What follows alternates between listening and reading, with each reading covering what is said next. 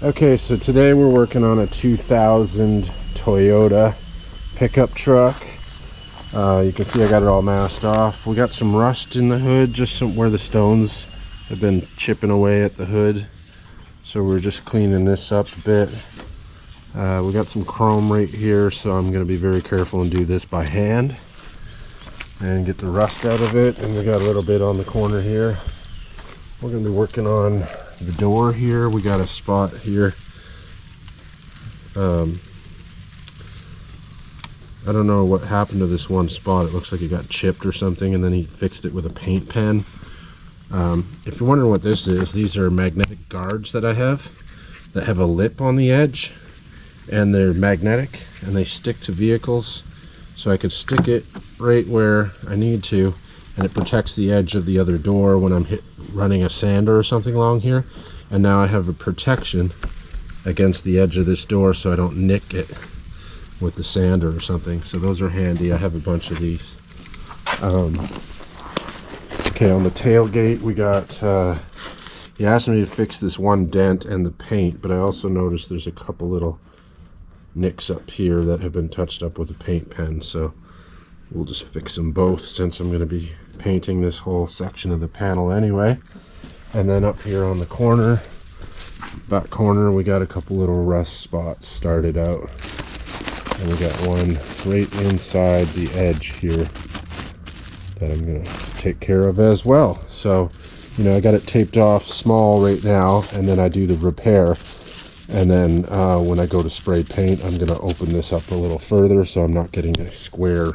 You know, I don't want any squares, so I want to be able to get the paint to spray and blend out to about here. So I'll open it up to about here, and then when I do clear coat, I open it up even further so I can blend the clear coat out even further. So if you've never done car painting, you want to start out with the tight locked down tape when you're doing repair, and then you're going to open it much wider than you need to for paint, and then you're going to open it even wider for clear coat. All right, so that's what we're doing to the truck today. Already got started on the hood. The new van has some issues. We'll have to talk about that. It's clunking a few of the gears. It's running pretty bad. Needs some spark plugs, but they make it so that you have to take the motor off the mounts to change the damn spark plugs in this van. Yeah, that's why I buy Ford stuff. They don't do that.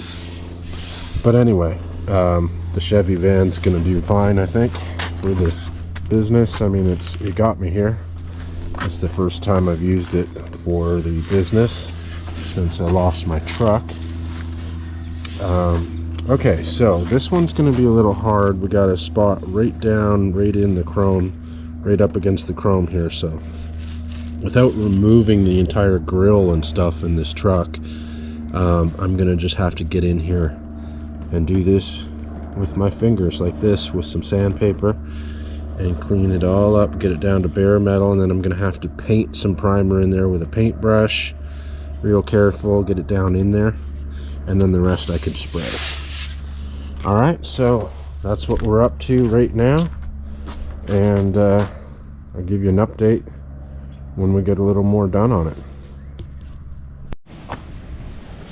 Okay, so got all the rust out of the hood.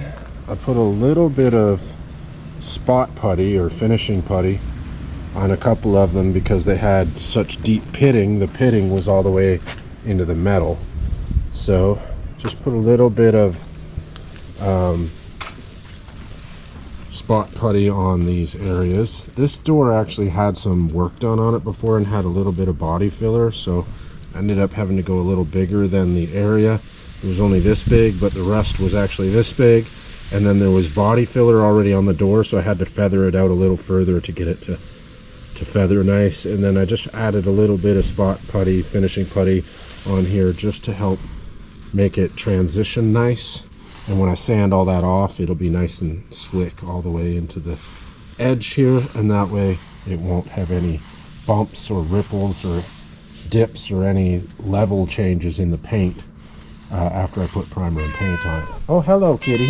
I got a helper kitty here today. Hello.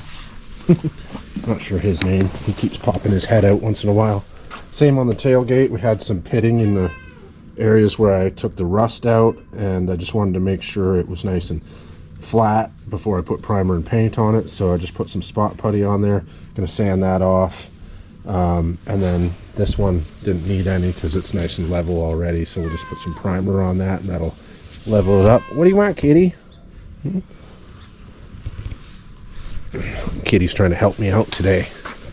All right, so got to do a little remasking here. I ripped the plastic, don't want to get any paint or anything on the vehicle, so we'll have to make sure we get the masking tuned up a little bit there, but that's where we're at right now, and I'll give you an update in a few minutes.